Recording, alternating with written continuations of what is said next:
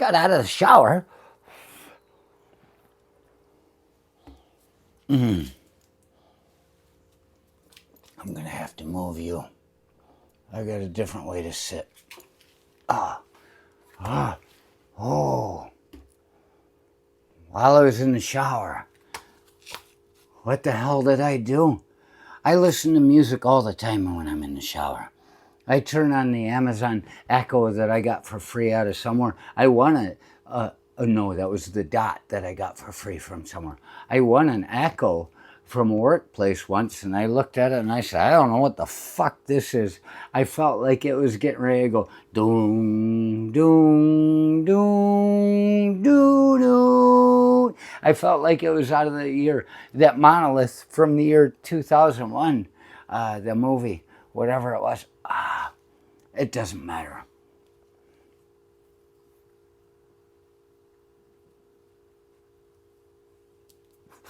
What matters is that I got in the shower and I said to the Amazon Echo Dot thing that was up there, I said, hey, Alexa, continue. I make sure I don't have one of them out here. They're listening constantly. And it started playing this Billie Eilish music. I've heard her talk to Conan O'Brien, but I've never heard her music ever, ever, ever. And just like within the last 2 days, I hear that she's got some album coming out, or it is out. I'm not sure what it is. And I said, well, we'll hear what she's got to say. So the whole time I was cleaning the sink and plunging it and cleaning the toilet and showering myself, I listened to her and I was like, this is so sweet and nice. It's really nice stuff. And what I gathered from that, I almost switched to something heavier, you know, because look at me. I like things that are heavier than a heavy thing.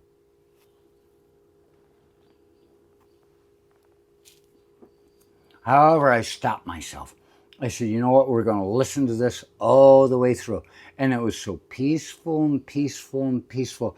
And in the midst of it, after deciding I was going to keep listening to this peaceful music, I realized, I remembered having read, it's a book about black metal in the early 90s. And it's something about Resurgent Atavism, not Avatar, not Atavar, Atavism. It's a resurgent religion coming up. There in the early 90s, there when I was supposed to go, and I got off the train. I said, I got to go that way. I had a place to stay even. I should have been there in 1991 in the summer to be with fucking Emperor and Bathory and all these fucking maniacs that were out there burning churches. But the book talks about how they're burning churches because these churches, they're holy grounds. The Catholics took their holy grounds and built the Catholic churches upon them. And so they were burning them. They're just out there. And they were murdering each other. They'd even every once in a while take somebody up in the woods and stab them, lure them up and just say, hey, I really like you. Let's go up in the woods. And they'd fucking stab them. Who knows what happens after they stabbed them or before? The victim doesn't have a say in a court of law. He's dead.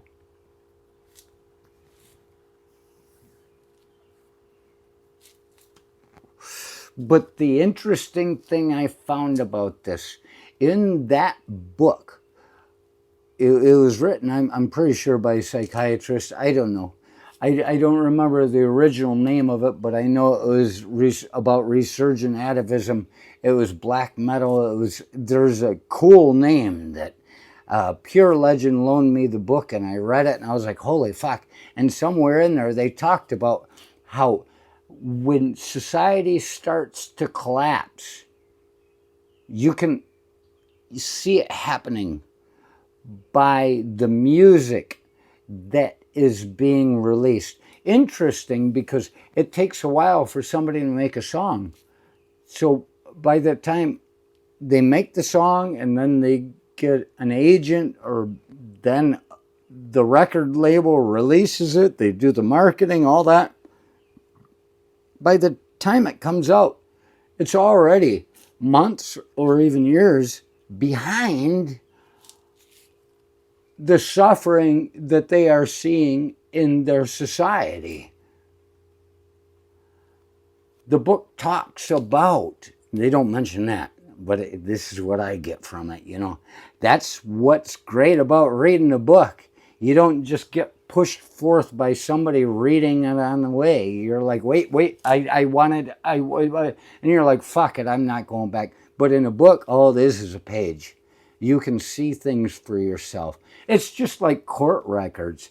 Come on, show me the records. Don't tell me what you think about it.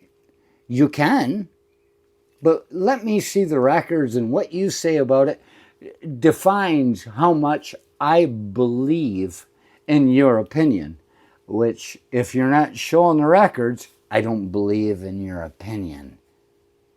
Yeah, send me a goddamn short, a Jim Jordan going, ha ha ha, with a bunch of Vixen News people.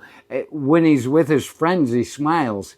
Any other time, he's like, and he never reads. So that's the point. The point is,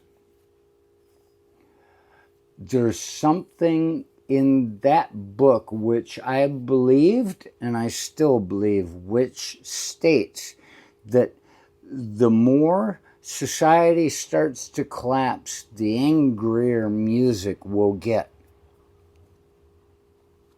Makes sense.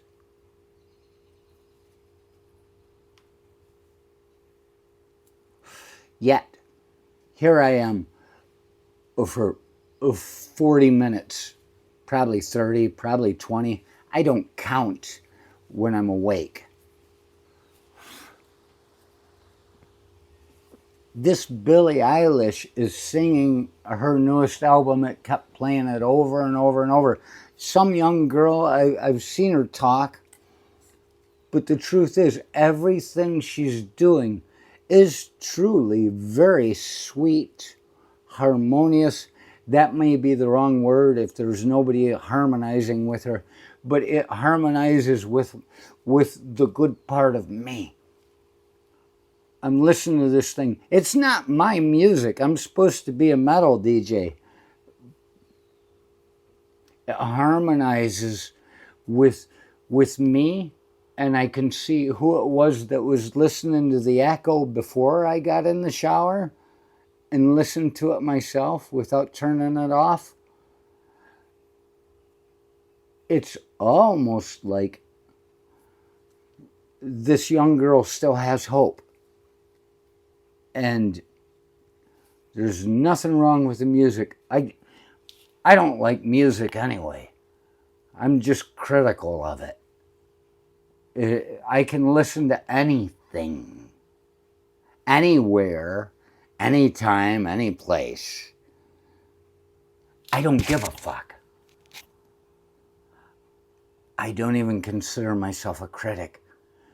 But when you see something in a time like this, where we're talking about a unified Reich, might as well call it the Fourth Reich. Why didn't they call it the Fourth Reich? It gets your point across so much better, doesn't it?